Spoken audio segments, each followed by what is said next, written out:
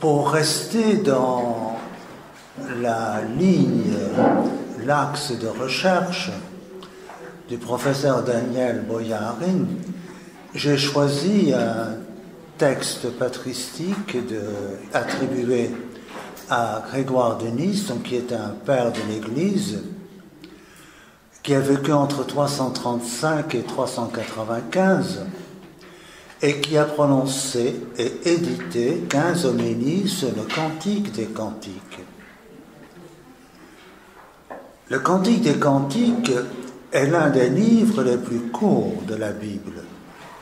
Une lecture au premier degré raconte poétiquement l'amour passionné aux accents érotiques d'une femme et d'un homme. Comment et pourquoi ce petit livre, qui ne parle pas explicitement de l'alliance entre Dieu et Israël et du dessein divin du salut, a-t-il trouvé une place si éminente dans la Bible juive et chrétienne? À dire vrai, et cela est important, sa réception dans le canon biblique, donc dans le texte que nous connaissons, ne s'est pas faite sans hésitation ni refus, chez les Juifs et chez les chrétiens. Une rapide exploration des 15 homélies de Grégoire de Nysse sur le Cantique permet de mesurer quelque chose de la partition progressive ou, avec une formule anglaise, l'estrangement grandissant étudié par le professeur Boyarin entre les interprétations juives et celles chrétiennes.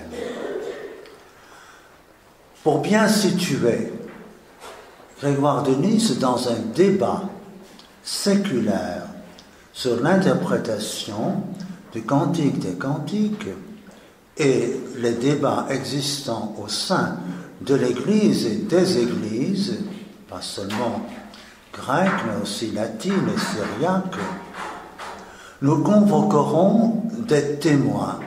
Le plus ancien commentaire du Cantique des Cantiques, conservé en partie, celui d'Hippolyte de Rome, ensuite celui des homélies et le commentaire d'Origène, et enfin Grégoire de Nysse, autant de témoins qui ne prétendent pas épouser le sujet.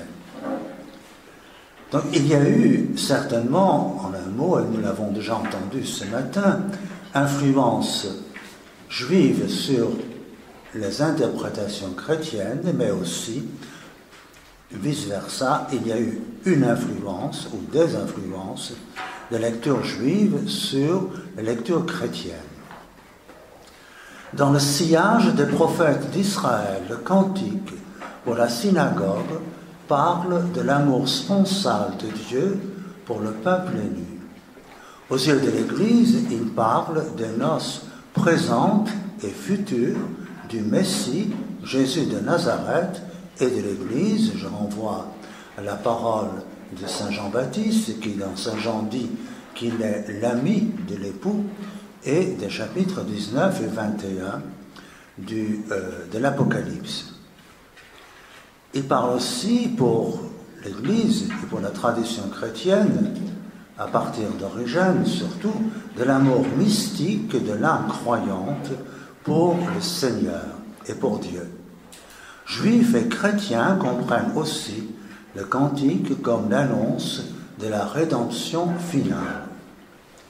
Ensuite, si le temps nous le permet, mais j'en doute, nous méditerons quelques pages de Grégoire de Nysse qui trace dans le Cantique des Cantiques l'itinéraire spirituel de l'Église et de l'âme vers la rédemption finale, et qui est donc le chant triomphal de la rédemption, du salut de Dieu.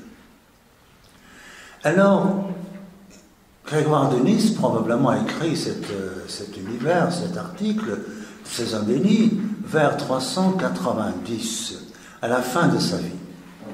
À la fin de sa vie, il fait sur les insistances d'une certaine Olympias, diaconesse dans l'église de Constantinople, qui est veuve d'un personnage très important, qui est le préfet de la ville, Nébridius, qui a été marié pendant 18 ans. Grégoire de Nice aussi a été marié. C'est important de se souvenir. Donc, ce ne sont pas des vierges consacrées qui parlent du Cantique des Cantiques, ce sont des gens qui ont connu les épousailles. Et sur l'insistance de cette Olympias, qui deviendra ensuite la grande amie de Saint Jean Chrysostome, il va mettre par écrit des notes qu'on a prises au cours de ses homélies. Bon, je ne vais pas entrer dans le détail, mais c'est important. Donc il s'agit d'une œuvre pastorale et il s'agit d'un genre littéraire précis qui est celui des homélies. Dans l'Antiquité chrétienne, il faut distinguer entre les scolies sur la Bible, donc qui expliquent des mots, entre les commentaires, donc qui veulent être quelque chose de très complet, et les homélies qui sont adressées à un public précis, que ce soit ici la communauté d'Olympias à Constantinople, ou celle des vierges ascètes masculins et féminins dans le diocèse de Nice. Donc les homélies ne disent pas tout, ils actualisent dans une situation concrète le message d'un texte pour un peuple dans un sens spécifique et qui certainement ici, pour Grégoire de Nice, est le sens de la vie mystique qui est une progression infinie vers la rencontre, les épousailles entre le Messie, le Christ, l'Église et l'âme. Seulement, voilà, au début de ces homélies, Grégoire, avant de l'envoyer à l'éditeur, je parle en langage un peu actuel, a senti la nécessité d'ajouter un prologue à ces 15 homélies. Ça fait quand même 450 pages de grec. Donc c'est un ouvrage long, consistant, dans un grec qui n'est pas nécessairement très facile. Alors, dans ce prologue, il justifie l'interprétation spirituelle, je dirais métaphorique, symbolique, figurée de l'Écriture sainte. Et pour cela, donc ceci est un point très important, donc il y a un débat qui encore en 390 est en cours sur l'herméneutique des textes de l'Ancien et du Nouveau Testament. Comment les interpréter? La première chose qu'il fait remarquer, simplement je résume mon texte, c'est que déjà dans l'Ancien Testament, il y a des manières diverses de parler. Donc il y a, selon le livre des Proverbes, au chapitre 1er, verset 6, il y a des paraboles, il y a des sentences, il y a des allégories. En un mot, Grégoire est déjà parfaitement conscient, comme tous les gens cultivés de son temps, que dans la Bible, l'Ancien Testament, il y a des genres littéraires différents. Donc cela est important pour se rendre compte qu'ils savent qu'il y a un problème d'interprétation, qu'il faut toujours tenir compte du genre littéraire. Donc, ensuite, il dit aussi que l'interprétation littérale, souvent, n'est pas possible. Il donne l'exemple du récit de la création en la Genèse. Et ça, c'est un exemple très intéressant parce que, donc il est dit dans Genèse, à propos du paradis, qu'au centre de la Genèse, il y a l'arbre de la vie, mais aussi l'arbre de la connaissance du bien et du mal. Alors, en bon logicien grec, ils disent qu'il n'est pas possible qu'au centre mathématique d'un cercle se trouvent deux centres. Donc, le récit n'est pas à prendre, donc le récit de la Genèse, n'est pas à prendre au sens littéral, il est à prendre au sens figuré, et dit autre chose. Donc voilà, fondamentalisme absolument écarté. Donc il faut interpréter l'écriture avec intelligence, mais il ajoutera aussi ailleurs, il faut interpréter l'écriture selon ce qu'il appelle son skopos. C'est ce que nous avons entendu ce matin sur le fameux collier. Donc, comme le dit le Deutéronome, il faut, pour attester une chose, toujours 2 ou 3 témoins. Ces 2 ou 3 témoins, nous l'avons déjà entendu ce matin, se trouvent dans le récit de Saint Luc, de l'apparition de Saint Luc après la résurrection, j'insiste sur cela, aux apôtres. Donc il explique que selon, d'abord au pèlerin d'Emmaüs, mais ensuite aux apôtres, que son messianité de serviteur souffrant ressuscité, à partir de la Torah, à partir des prophètes et à partir des psaumes. Donc cela restera les critères fondamentaux de l'interprétation de l'écriture, un peu idéal, mais toujours de nouveau avancé, c'est que l'écriture ne se comprend que d'après son intention finale, ce qu'il appelle le skopos. L'intention, le but final. Donc, nous ne pouvons jamais isoler une sentence d'écriture sans la référer à l'ensemble du dessein de salut de Dieu. Je donne un exemple un peu stupide, mais donc, dans les psaumes, l'impie dit il n'y a pas d'autre, il n'y a pas de Dieu. Bon, si vous dites, je cite l'écriture, il n'y a pas de Dieu, vous comprenez que vous n'êtes pas fidèle à l'intention de l'écriture sainte.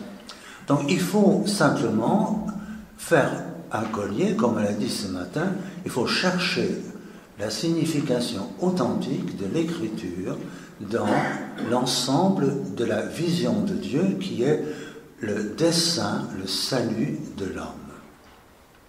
Donc c'est important parce que ailleurs, donc Grégoire dans le même contexte dira que le sens de l'écriture est déterminé par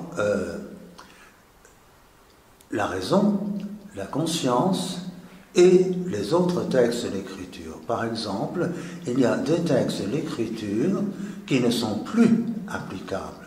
Quand on dit qui ne sont plus un exemple pour la vie chrétienne. Quand on dit le prophète Osée se maria avec une prostituée, ce n'est pas un exemple chrétien. Quand le psaume dit il faut que les chiens lapent le sang de mes ennemis et que dans le psaume et donc que mes ennemis périssent, cela n'est pas chrétien, donc c'est un sens qui ne vaut plus après le Christ, après la résurrection. Donc c'est là une chose importante, qu'il y a en quelque sorte une mise en place d'une herméneutique qui était, alors je le répète, très contestée. Donc ça c'est le prologue. Donc cette espèce de justification à partir de l'Ancien et du Nouveau Testament, mais aussi de la raison, du bon sens, de la conscience, de la nécessité d'une lecture allégorique éventuelle. Parce que, ajoute Grégoire de Nice, quand le sens immédiat est édifiant, est utile pour la vie chrétienne, alors il ne faut pas chercher ailleurs. Donc tout n'est pas allégorique dans l'écriture, loin de là. Donc c'est quand il faut, on applique cela. Ensuite, la première homélie, donc qui est la véritable introduction de ces 15 homélies, justifie, alors donne un certain nombre de points de vue pour bien lire le Cantique des Cantiques. J'ajoute simplement que Grégoire ne commente pas tout le Cantique des Cantiques, mais seulement le chapitre 1, verset 1, jusqu'au chapitre 6, verset 13 ou 19, si je me souviens bien, 13 ou 14, et donc il élabore un système d'ascension, de découverte, d'intimité amoureuse entre Dieu et l'âme humaine et entre l'Église, qui, quelque part, s'arrête pas au bout du chemin, mais en cours de chemin. Et il le fait ailleurs dans d'autres commentaires de l'Écriture. Cela est important de le s'en rendre compte, parce que quelque part, les paroles humaines ne peuvent pas saisir la grandeur, la majesté, l'infini, c'est le mot important, du dessein d'amour de Dieu. Alors, donc, dans ses premières homélies, ce qu'il dit, donc, c'est-à-dire, il faut entrer dans celui qui est, en quelque sorte, la source, comme on l'a appelé ce matin, de l'intelligence de l'Écriture, qui pour lui est le Christ ressuscité, mais aussi transfiguré. Donc c'est assez étonnant de trouver ce thème qui sera développé plus tard dans la théologie et dans la mystique byzantine. Donc nous sommes ici dans un dialogue d'amour entre Dieu, le Christ ou le Messie, et l'Église et l'âme individuelle. Ensuite, il y a tout un passage qui argumente qu'il n'est pas possible, dans un dialogue chrétien, d'apprécier le texte littéral des Cantiques des Cantiques, qui est très érotique. Donc il y a là, chez Grégoire, un préjugé typiquement grec. L'amour sexuel est un amour animal et matériel. Donc il y a là, comme nous le trouvons souvent chez les pères de l'Église, au moins les Grecs, mais aussi les Latins et aussi dans le Moyen-Âge, donc cette espèce de dépréciation qui n'est pas juive du tout, donc de l'union entre l'homme et la femme. Il rappelle aussi alors que le Cantique des Cantiques doit se lire dans le registre de l'amour, mais ce qu'il appelle l'agapé. Donc il y a tout un rapport entre agapé et éros, qui n'est pas clarifié chez Grégoire, sinon qu'il dira que il y a dans l'amour spirituel mystique de Dieu pour l'homme et de l'homme pour Dieu une dimension d'amour passionné, un amour passionné de Dieu. Alors, il situe, comme déjà les Juifs avant lui, ce livre des Cantiques dans la séquence des 3 livres attribués à Salomon dans l'Ancien Testament. Il y a les Proverbes, il y a l'Ecclésiaste, Coëlette, et puis il y a le Cantique des Cantiques. Donc le Proverbe, qui est le livre pour la bonne éducation,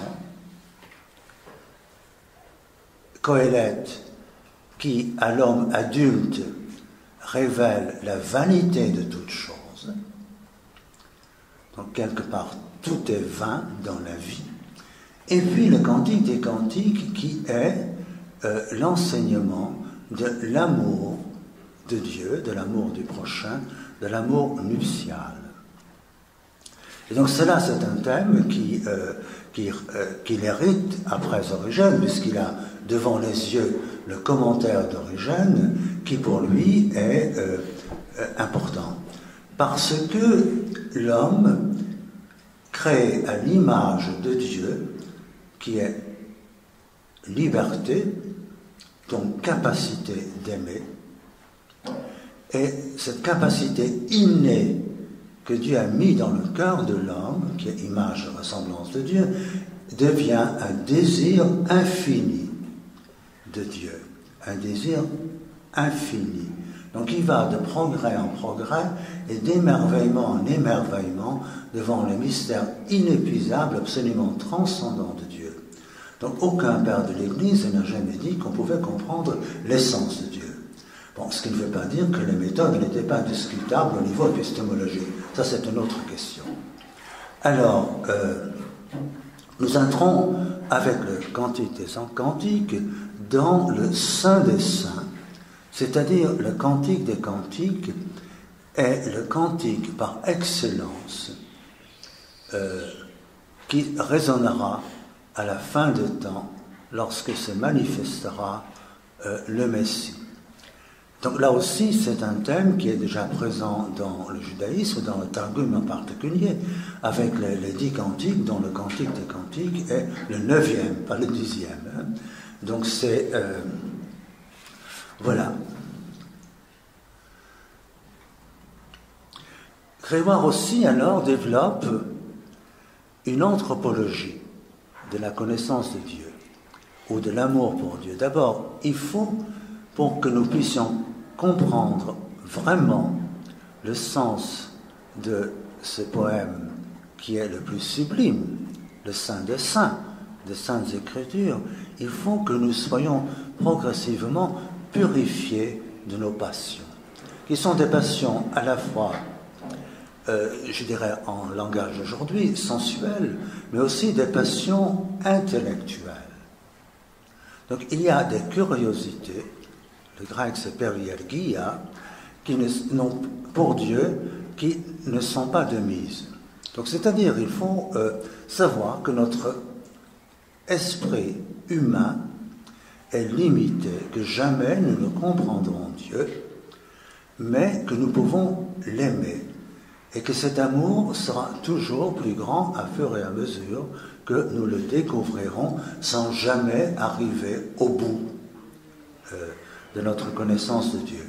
Alors il parle à propos de cela, et cela est typique donc d'un texte qui se trouve dans le livre des Proverbes au chapitre 2, verset 5, qui est en grec, où on parle qu'en l'homme, donc c'est l'interprétation de la Septante, juive, pas chrétienne, que l'homme a une thea physis, theia aesthesis en grec classique, au moins la prononciation érasmienne, que cette prononciation, donc ce sens divin est dans l'homme, s'affine, et que l'homme, par là, arrive à recevoir la présence de Dieu. Donc ailleurs, au chapitre 11, il parlera de la thea physis, parousias, donc ça veut dire l'homme, de temps en temps, perçoit dans la nuit de son intelligence, que Dieu, quelque part, le touche. Il y a une perception qui est aussi physique de Dieu. C'est un langage métaphysique. Alors, bon, il faut situer maintenant un moment, donc, ces insertions dans un débat herméneutique. Et le débat herméneutique est extrêmement significatif. Donc, j'ai déjà dit, le premier commentaire chrétien que nous connaissons du Cantique des Cantiques vient d'Hippolyte de Rome. Hippolyte de Rome, vers 200, écrit encore en grec, puisque la langue liturgique à Rome, à ce moment-là, était encore le grec. Et Hippolyte, il nous reste des traces de son commentaire du Cantique des Cantiques. Le problème, c'est que dans le monde après Nicée, donc ça rentre dans le débat, la réflexion suscitée ce matin, après Nicée, les témoins précédant le concile de Nicée, surtout dans la culture grecque, ont tendance à disparaître, à être éliminés, parce qu'ils ne concordent pas avec la vision trinitaire fixée. Bon, Hippolyte de Rome écrit un commentaire, malheureusement perdu en grec, comme presque toutes les œuvres avant de Nicée. Il a été traduit en arménien, et de l'arménien en géorgien. Donc ce qui nous reste, c'est une grande partie du géorgien. Mais ce n'est pas un hasard, puisque encore aujourd'hui, la cathédrale du patriarche de Géorgie s'appelle la Sainte-Sion Amreta. Donc il y a donc une origine judéo-chrétienne de cette église, mais ça c'est un autre discours. Donc Hippolyte de Rome, en interprétant par exemple le premier ou le deuxième verset donc du Cantique des Cantiques, il me baise des baisers de sa bouche, dit encore, c'est la synagogue et l'Église qui prononcent ce souhait, ce désir. Donc il y a, je vais résumer très rapidement, il y a dans Hippolyte cette conscience que l'Église est faite des croyants qui viennent de la circoncision et des croyants qui viennent de la gentilité. Ce que vous trouvez, par exemple, je donne un exemple, c'est dans les anciennes églises à Rome, comme Sainte-Marie Majeure, avec les brebis qui viennent de l'église de circoncision et les brebis qui viennent de l'église de la gentilité. Donc, mais nous sommes dans un monde où, disons, le contact, la proximité encore théologique dans la réflexion entre la synagogue et l'église n'est pas rompue. Nous le savons pour Rome. Est-ce que c'est un phénomène local? Est-ce que ça existe ailleurs? Il suffit de regarder, par exemple, Ignace d'Antioche pour voir des polémiques ailleurs beaucoup plus violentes et répulsives vis-à-vis des judaïsants. Mais les judaïsants, ils peuvent viser non pas des chrétiens de la circoncision, mais des chrétiens de la gentilité, comme dans les Actes des Apôtres, qui veulent suivre les usages, ou qui se rendent obligés religieusement de suivre l'héritage de la synagogue. Origène, je ne vais pas m'étendre parce que, Origène, c'est un monde, mais Origène donc a écrit sur le cantique, un commentaire de jeunesse dont il ne reste qu'un fragment de la Philocanie. Il a écrit un commentaire, probablement à Césarée, donc vers 345, 350. Et puis, il a prononcé 2 homélies traduites par Jérôme, quand celui-ci adorait encore Origène et ne l'horripilait pas encore. Bon, ça c'est l'autre. Mais donc ces homélies sont intéressantes parce que elles ne s'adressent pas à un public savant, chrétien, elles s'adressent aux gens qui sont là, à Césarée, probablement. Et donc, il y a là des éléments qui sont beaucoup moins présents dans, dans son commentaire. Alors, voilà, je donne un simple exemple. Le Cantique des Cantiques, d'après Origène, parle des noces du Messie et de l'Église.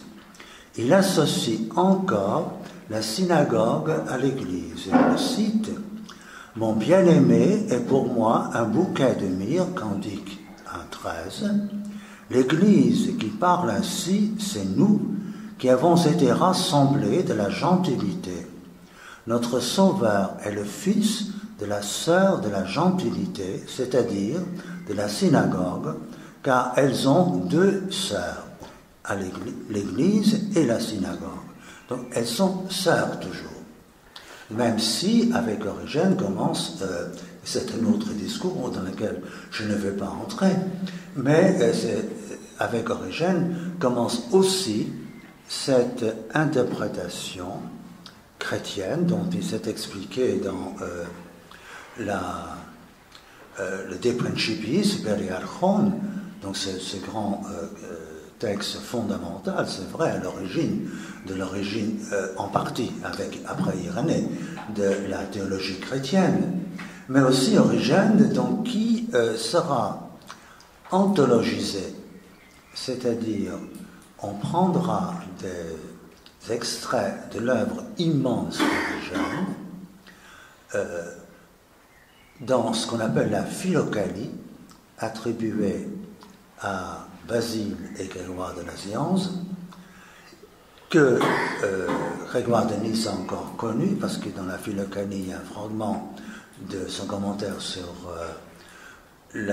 premier commentaire sur le Cantique des Cantiques, mais il faut aussi se rendre compte alors qu'au IVe siècle, le débat herméneutique sur l'interprétation d'écriture, en fonction aussi du concile de Nicée et de la confrontation avec la pensée et la culture grecque, a été extrêmement vif.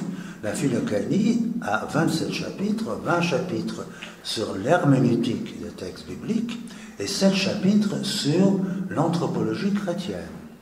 Donc ça veut dire simplement qu'il y a un débat qui était extrêmement vif.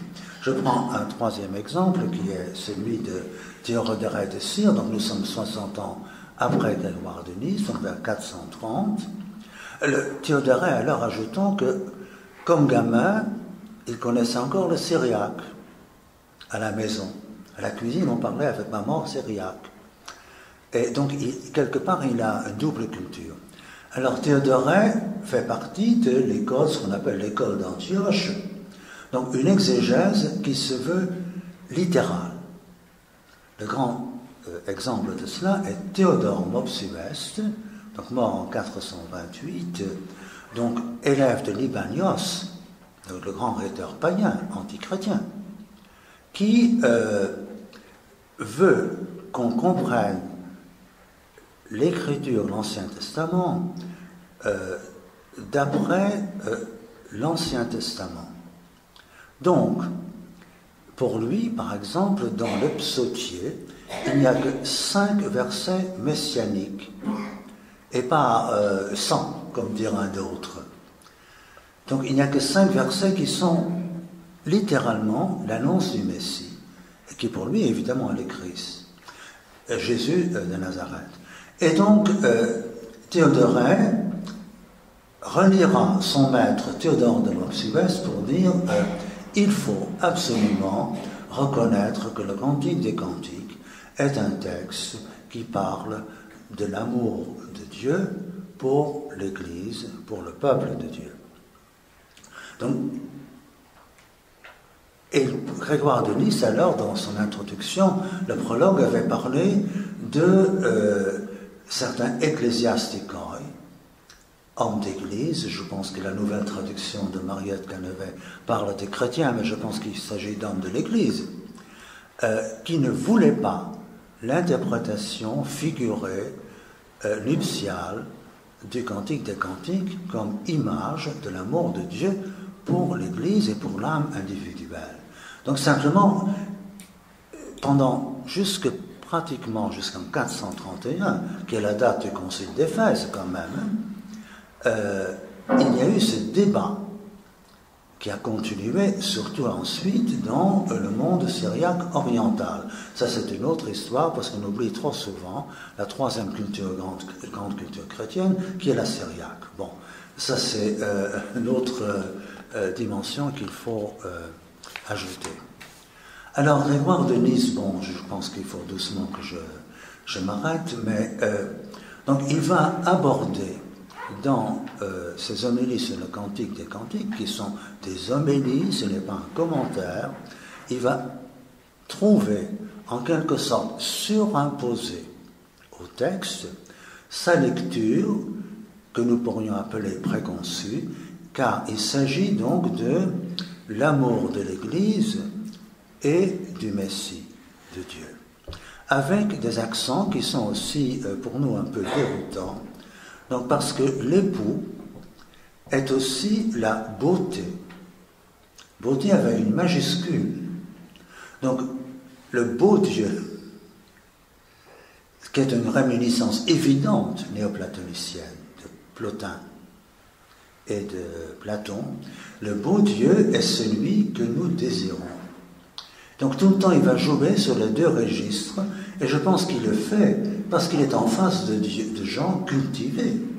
S'il veut expliquer ce qu'est la réalité, l'expérience biblique, il faut bien qu'il recourt à un langage que ces gens-là comprennent. Disons, tu ne peux pas parler aujourd'hui de Jésus-Christ dans un basic English sans vous référer à une culture chrétienne, séculaire, une tradition. Et donc Grégoire va insister là-dessus et surimposer, comme le font aussi les Targums par exemple, une interprétation qu'il va projeter dans le texte. Et donc c'est cela, je pense, l'intérêt de cette confrontation entre herméneutique juive et chrétienne, c'est que, au moins pour le Cantique des Cantiques, chacun surimpose au texte une interprétation. Pour Grégoire de Nice, ce sera la découverte toujours plus grande de Dieu dans une vie, je dirais, de plus en plus profonde, de plus en plus dense de Dieu, qui à la fois est totalement différent et le restera dans l'éternité des éternités, parce qu'aussi dans l'éternité, nous allons découvrir d'émerveillement en émerveillement le mystère de Dieu, et d'autre part, nous sommes aussi en présence de la capacité de l'homme, qui est un autre infini créé.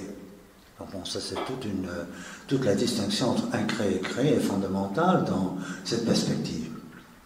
Donc il va surimposer au texte, avec alors d'une manière pas expliquée, et je m'arrête par là, donc comment ce rapport entre le peuple, ecclésia, l'assemblée, le kahal, et l'âme individuelle. Donc c'est désormais la grande tradition mystique en Occident et en Orient. En Occident grâce à Origène, que l'Orient n'a pas connu, ou très peu, sauf dans les chaînes exégétiques.